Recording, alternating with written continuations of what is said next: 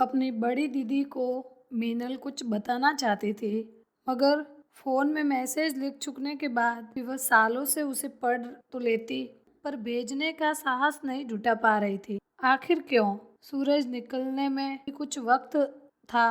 रात के कालेपन और सुबह के उजालेपन बीच जो धूसर होता है, वह अपने चरम पर चमक रहा था।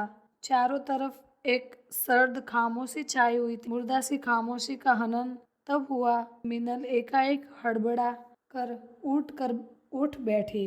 वह कुछ इस तरह कांप रही थी जैसे उसके शरीर के भीतर बिजली सी कौंधी हो। उसकी सांसें लगभग दौड़ रही थी। अपने आसपास देख उसे कुछ राहत हुई और उस तसल्ली जैसी किसी चीज की ठंडी आह भरी। वह एक बुरा सपना था।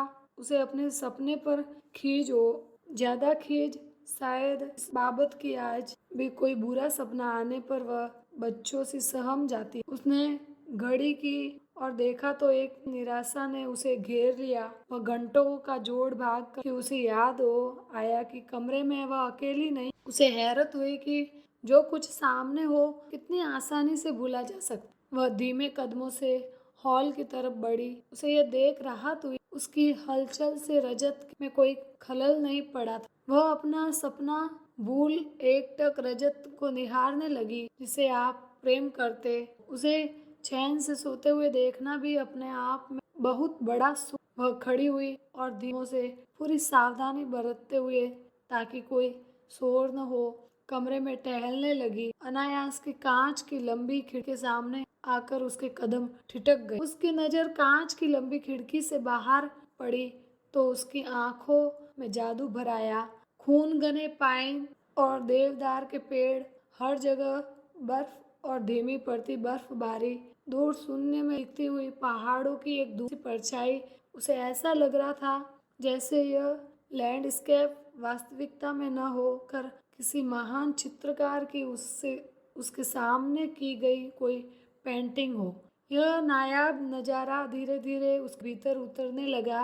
अब उसके और इस अद्भुत नज़ारे के बीच कांच का एक टुकड़ा था, जैसे वह अपनी ताकत लगा बाहर की दुनिया के खुलेपन को मीनल के भीतर के बंद से मेला होने से बचाने जद्दोजहद में हो। मीनल को लगा जैसे उसकी अपनी से केवल 2 कदम दूर कोई दूसरी बहुत खूबसूरत दुनिया बसती है। जैसे पहली बार उसकी अपनी और वह जिस दुनिया में होना चाहती है उनके बीच एक ऐसा फासला है जिसे वह सचमुच तय कर सकती हैं। उसने मन ही मन कुछ निश्चय किया और शायद वही कुछ एक चीट में लिख शीशे पर चिपका कर और ठंड के मुताबिक कपड़े पहन कमरे से बाहर आ गई। मीनल को इस वक्त कोई जल्दी नहीं थी। वह बर्फ फिसलन से बचते हुए धीमे और सधे कदम से आगे बढ़ने लगी। उसका बस चलता तो वह वक्त की धार को रोक पल में सिमट जाती। शायद वह खुद पूरा सोख लेना चाहती। चलते चलते उसे लगा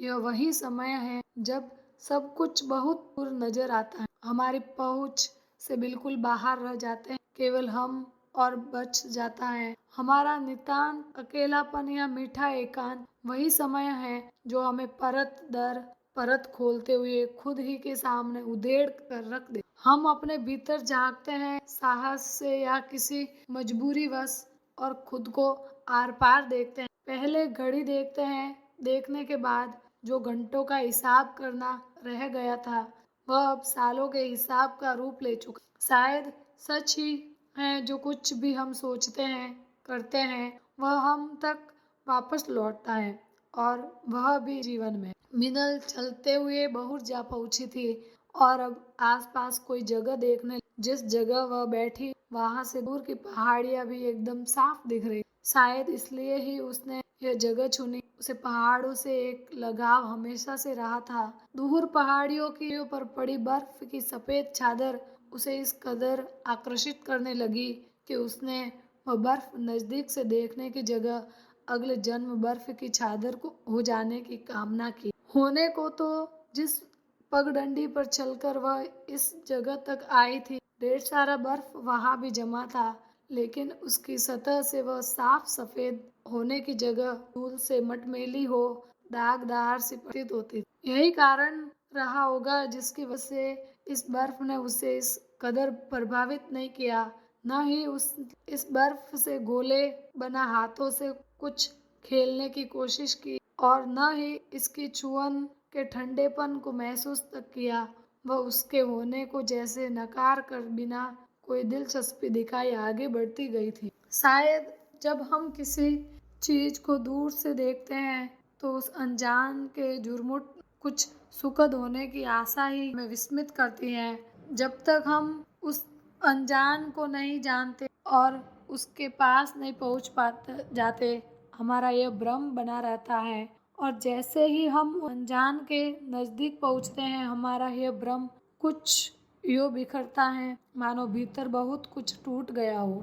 ऐसा टूट जो किसी की नज़र में आने का मोहताज नहीं होता, जिस टूट को केवल हम देख सकते हैं, जिसकी पीड़ा केवल और केवल हम खुद महसूस कर सकते हैं। पहाड़ों के सौंदर्य और सुनहले पुराने दिन के बीच जरूर कोई अदृश्य लेकिन घनिष्ठ रिश्ता होता है, एक ऐसा रिश्ता जिसमें कभी गांठें नहीं पड़ती। मिनल को भी पहाड़ों की गोद में बैठ बीते किस्से याद हो आए। जीवन भले ही गंदे पानी के तालाब की तरह हुई हो, क्यों न रहा हो, उस गंदे से गंदे कीचड़ के बीच भी कुछ हसीन यादें दिलकश कमल की उग जाती हैं और यादें भी वे जिनके गुजरते वक्त हम अनुमान भी नहीं लगा सकते कि ये हमारे जेहन का हिस्सा बन हमारे अंत तक साथ रहेगी और जिनसे लिपट कर हम अपना सारा जीवन गुजार देना चाहेंगे। याद आए किससे अमूमन किसी बीते हुए प्रेम के होने चाहिए थे, लेकिन बादलों में मिल को जो आकृति दिखाई दी वह बड़की दीदी की थी। उसने एक गहरी सांस अंदर खींची और कस कर आंख बीस ली, लेकिन इसके बाद भी पलकों के घने अंधेरेपन में जब बड़की दीदी नजर आई तो वह कुछ कांप गई। उसने कुछ धीरे से आंखें खोली।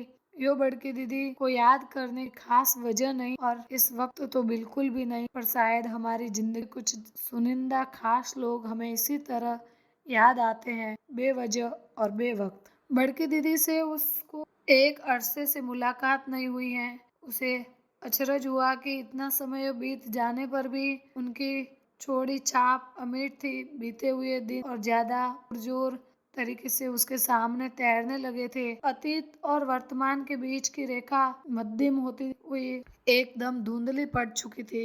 वह बड़की दीदी को घर की कोई बात बता रही थी। जरूर कोई ऐसी बात रही होगी जिसके लिए माँ ने उसे कहा होगा, यह किसी को मत कहना, यह परिवार के अपने कुछ राज होते हैं। लेकिन बड़की तो उस परिवार में शामिल। बड़की दीदी को वह बात कहते हुए उसकी आवाज में कोई संकोच नहीं था और न ही कोई लाग लपेट। बेधड़क हो धड़ल्ले से बोल रही। बड़की दीदी एकमात्र इंसान थी जिनके सामने वह खुलकर रो सकती और जिंदगी में किसी ऐसे इंसान का होना जिसके सामने आप खुलकर रो सके किसी वरदान से कम नहीं हुआ कर। एक बार उसने बड़की दीदी से कहा था, काश इंसान ने कोई ऐसी वॉशिंग मशीन भी बनाई होती जिसमें मेल हुए रिश्तों को चमकाया जा सकता, उसके सारे दाग धब्बे साफ किए जा सकते और सारी गीरे खोली जा सकती। बड़की दीदी उससे सहमत नहीं। उन्होंने कहा था, बिना गीरों का रिश्ता कभी मुकम्मल नहीं होता।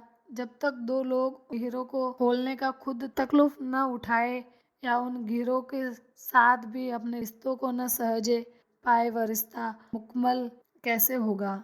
कई बार मैंने सोचा था कि बड़की दीदी उनके रिश्ते की गीरों खोलने का प्रयास क्यों नहीं करती, पर उनके रिश्ते में दूरियां किस दिन या किस बाबत आई, इस पर ठीक ठीक उंगली रखना मुमकिन नहीं है। कई बार रिश्तों में किसी की कोई गलती नहीं होती, वह रिश्ता धीरे धीरे स्वयं खोखला हो जाता है या समय की बलि चढ़ जाती है। क्या प्रयास कर एक मरे हुए रिश्ते को जिंदा किया जा सकता है? मिनल ने खुद को झंझोरा। बड़की कहाँ सोचती होगी मेरे बारे में, कहाँ मुझे याद करती होगी। इतने सालों में एक फोन नहीं, एक मैसेज नहीं, क्या उन्हें कभी मेरी कमी महसूस नहीं हुई? मैं कैसी हूँ ये जानने की इच्छा नहीं हुई? इतनी खट्टी मिट्टी स्मृतियाँ साथ बिताए साल, क्या सब कुछ सवाल खुद से था जो जवाब भी देना था। लेकिन मैंने भी कहा, क्या उनसे संपर्क? शायद उन्होंने भी कई दफा सोचा हो पर न कर सकी हो। अक्सर रोजमर्रा की जिम्मेदारियां पुराने रिश्तों पर हावी हो जाया करती है। उसने खुद ही को समझाने की कोशिश की। उसने अपने फोन में वो मैसेज खोला जो वह लिख कर कई बार पढ़ चुकी है। वो मैसेज जो उसने बड़की दी को लिखा तो था, लेकिन कभी भेज नहीं सकी। वह यह सब सोचते हुए बर्फ में ही लेट गई। फिर अचानक लगा कि वह कुछ निश्चय करती। इतने में उसे रजत की आवाज करीब सुनाई दी। मिनल, यह क्या? तुम्हारी सफेद जैकेट तो धूल में सन गई है। चलो अब जल्दी से बदल लो, फिर घूमने भी जाना है। इस वीडियो को लाइक करें, हमारे चैनल को सब्सक्राइब कर बेल आइकन जरूर प्रेस करें।